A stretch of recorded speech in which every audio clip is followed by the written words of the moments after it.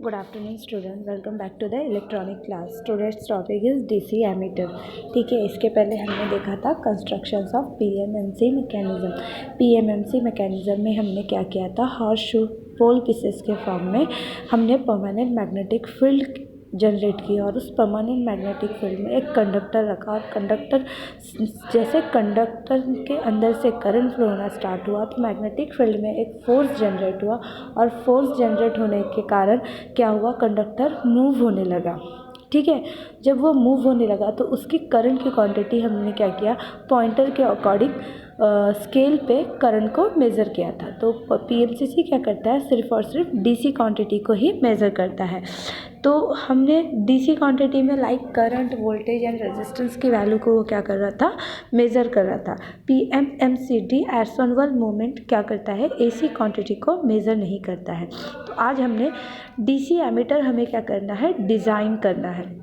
तो DC ammeter को design करने के लिए हमने क्या किया, PMMC मैकेनिज़्म के पैरेलल में एक रेजिस्टेंस को कनेक्ट किया है. अब वो रेजिस्टेंस को हमने क्यों कनेक्ट किया है, तो देखिए जो PMMC मैकेनिज़्म यानी कि जो गैल्वेनोमीटर है वो यूज्ड होता है, कंस्ट्रक्ट होता है एज अ DC एमीटर के लिए. ठीक है, DC एमीटर मीन्स क्या, वो करंट को मेज़र करेगा. ये instrument which types of instrument, तो ये इंस्ट्रूमेंट क्या करेगा, ओनली ऑन सिर्फ और सिर्फ क्या करेगा, करंट को ही मेज़र करेगा.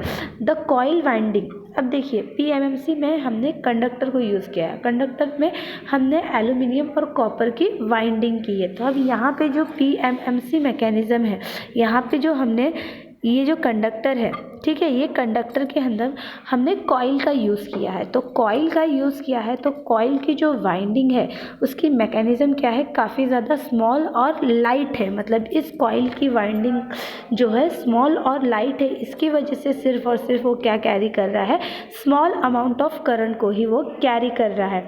तो लार्ज अमाउंट ऑफ करंट अब मुझे मेज़र करना है. ये इंस्ट्रूमेंट में जो वाइंडिंग है कॉइल की वो काफ़ी ज़्यादा स्मॉल और लाइट है, इसी के वजह से वो क्या कर रहा है, सिर्फ और सिर्फ स्मॉल अमाउंट ऑफ करंट को ही मेज़र कर रहा है. तो now we have to be measure a large amount of current. मुझे लार्ज अमाउंट ऑफ करंट को क्या करना है, मेज़र करना है.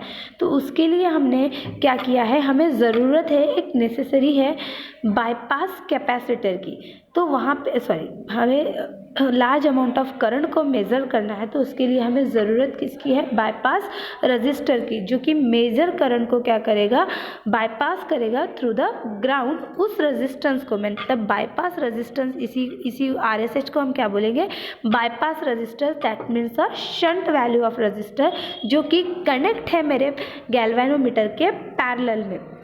तो उसकी वजह से क्या हो जाएगा, लार्ज अमाउंट ऑफ करंट भी क्या हो जाएगा, मेज़र हो जाएगा. नाउ अब देखिए यहाँ पे मुझे इसका डेरिवेशन दिखना है. तो यहाँ पे देखिए V shunt is equal to V mechanism.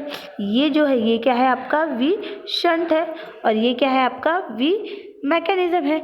तो V shunt by using Ohm's law के अकॉर्डिंग, देखिए ओम्स लॉ क्या बोलता है, V is equal to I into R. उसी तरह I इंटू आर, यहाँ पे I कौन सा करंट फ्लो हो रहा है, शंट करंट फ्लो हो रहा है, और यहाँ पे कौन सा करंट फ्लो हो रहा है, मैकेनिज्म करंट फ्लो हो रहा है. और रेजिस्टेंस क्या है, ये है मुझे इसके अक्रॉस का वोल्टेज क्या है, VSH है, और इसके अक्रॉस का वोल्टेज क्या है, VM है. तो into ISH into RSH is equal to IM into RM. तो नाउ अब देखिए मुझे देयरफॉर RSH इक्वल टू क्या आ जाएगा, IM into RM upon ISH, ये आएगा upon ISH. Since I total current, I किसका सम है, देखो करंट यहाँ टोटल I डिवाइड हो रहा है शंट में और मैकेनिज्म करंट में. तो ISH प्लस IM, ठीक है, ISH प्लस IM. तो now ISH equal to I minus IM, ये वैल्यू हमें मिलेगी. ठीक है, तो नाउ RSH इक्वल टू क्या आएगा, IM into RM upon I minus IM, ये वैल्यू हमें यहाँ पे मिलेगा. तो अब देखिए IM इज इक्वल टू क्या है, IM इज इक्वल टू क्या है, IM is equal to range current current की टोटल रेंज है वो, और फुल स्केल डिफ्लेक्शन करंट है एमीटर का, ठीक है। आई क्या है, मेरा टोटल करंट है, और फुल स्केल डिफ्लेक्शन करंट भी बोल सकते हैं हम इसको, किसका, एमीटर का। अब आई एम क्या है, फुल स्केल डिफ्लेक्शन करंट है, किसका, मैकेनिज्म का। आई एस एच क्या है, मेरा शंट करंट है, और आर एम क्या है, इंटरनल रेजिस्टेंस है कॉइल का।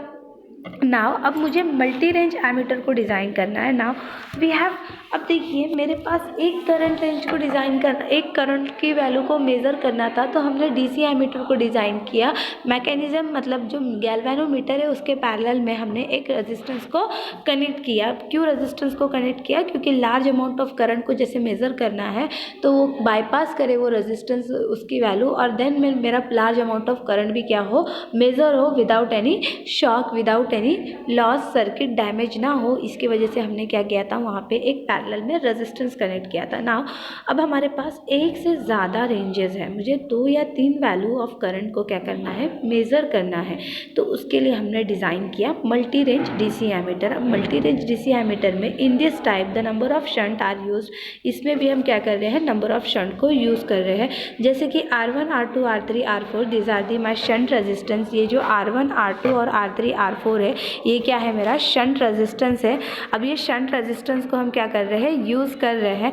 तो नाउ ये 4 मेरे शंट रेजिस्टेंस है, are in place with parallel of the movement give 4 different range. इसको हमने कनेक्ट क्या किया है, गैल्वेनोमीटर के पैरेलली कनेक्ट किया है, क्योंकि ये 4 अलग अलग डिफरेंट रेंज को क्या कर सकता है, काउंट कर सकता है। Low value of resistance are in, अब ये जो all the value, all the 4 resistance, इनकी वैल्यू कैसी है, काफ़ी ज़्यादा कम है। यहाँ पे हमने लो वैल्यू ऑफ रेजिस्टेंस को क्या किया है, यूज़ किया है। जो स्विच एस है, जो इस स्विच एस क्या है, मल्टी पोजिशनिंग है, वो make before type of switch को हमने क्या किया है, यूज़ किया है। Why use the make before type of switch, क्यों यूज़ किया है make before type of switch को, तो जैसे चेंज होती है ना रेंज, तो मूवमेंट क्या हो सकता है, डैमेज हो सकता है, क्योंकि उसके लिए हमने कोई प्रोटेक्शन यूज़ नहीं किया है सर्किट में। तो इसी प्रोटेक्शन को यूज़ करने के लिए, ये डैमेज को अवॉइड करने के लिए हमने इस टाइप ऑफ का स्विच क्या किया है, मल्टी रेंज डीसी एमीटर में यूज़ किया है। विच टाइप ऑफ स्विच को यूज़ किया है, तो make before break type of switch को यूज़ किया। नाउ शंट रेजिस्टेंस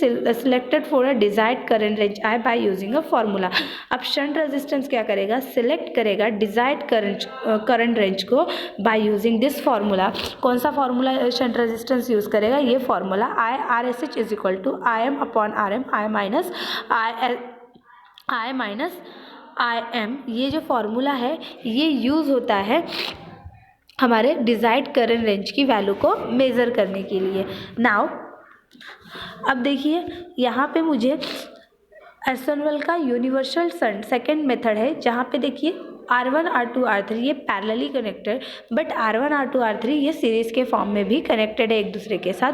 तो यहाँ पे हम 3 डिफरेंट करंट रेंज को क्या कर रहे हैं, मेज़र कर रहे हैं। This are the second type. In this type possibility होती है मीटर सर्किट में विदाउट शंट इज़ अवॉइडेड।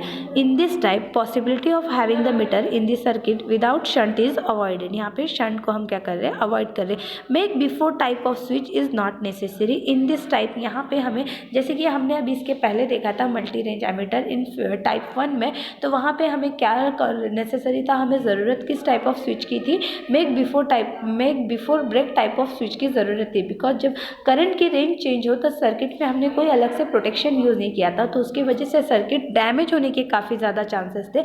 इसीलिए हमने उस डैमेज को अवॉइड करने के लिए, ये डिसएडवांटेजेस को ओवरकम करने के लिए हमने make before type of switch को क्या किया था, यूज़ किया था। इन दिस सेकेंड टाइप में देखिए हमने क्या किया, R1 R2 ये भले ही सीरीज़ में है बट गैल्वेनोमीटर के पैरेलली कनेक्टेड है। यहाँ पे हमें कोई सर्किट में make before type of switch use करने की ज़रूरत नहीं है, क्योंकि हमने यहाँ पे शंट को ही क्या कर दिया है, अवॉइड कर दिया है, और स्लाइटली क्या कर रहे हैं, इंक्रीज कर रहे हैं ओवरऑल मीटर का रेजिस्टेंस। तो now R S H is equal to I M upon R M, I minus I M, ये हमने क्या किया था, ये फार्मूला हमने ड्राइव किया था डीसी एमीटर के अकॉर्डिंग। डीसी एमीटर को जब डिज़ाइन किया था तो ये फार्मूला हमने देखा था।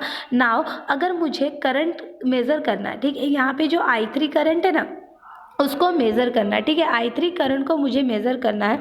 तो यहाँ पे कितने नंबर ऑफ रेजिस्टेंस कनेक्टेड है मेरे, तो 3। तो क्या आएगा, R1 plus R2 plus R3 is equal to RM upon I3 minus कौन सा करंट मेज़र करना है मुझे, I3 करंट मेज़र करना है। तो यहाँ पे शंट करंट कौन सा होगा, तो I3 माइनस IM। उसी तरह 4I2 की रेंज के लिए तो यहाँ पे शंट करंट कौन सा आएगा, I2 आएगा। और सिमिलरली R1 के लिए तो यहाँ पे क्या होगा, IM into RM R2 plus R3 upon, अब कौन सा करंट रेंज हम मेज़र कर रहे हैं, R1 का करंट रेंज मेज़र कर रहे हैं। तो यहाँ पे क्या आएगा, I1 अब minus IM। For solving this equation R1 R2 R3 will be calculated in figure. I1 किससे बड़ा है, I2 से बड़ा है, और I2 करंट किससे बड़ा है, I3 से बड़ा है। Now precaution be observe by using a ammeter. अगर ऑलवेज फर्स्ट यूज़ करना है, हमें हमेशा फर्स्ट यूज़ में हाईएस्ट करंट रेंज को ही लेना है। Then decrease the current range until proper deflection is obtain. उसके बाद हमें क्या करना है, प्रॉपर डिफ्लेक्शन ऑब्टेन करने के लिए डिक्रीज करना है करंट रेंज को। देन सेकेंड प्रिकॉशन ये है कि ऑब्जर्व करना है, जब भी हम करंट की वैल्यू या वोल्टेज की वैल्यू को गैल्वेनोमीटर पे ऑब्जर्व करेंगे तो ऑब्जर्व द करेक्ट पोलैरिटी, उसकी पोलैरिटी को करेक्ट पोलैरिटी है यानी ये चेक करना है। Then third one is always connect the meter in series with load. जो मीटर है उसके कनेक्ट में क्या करेंगे, हम सीरीज में लोड को कनेक्ट करेंगे। Load able to limit the current, वो क्या करेगा, लिमिट करेगा करंट को।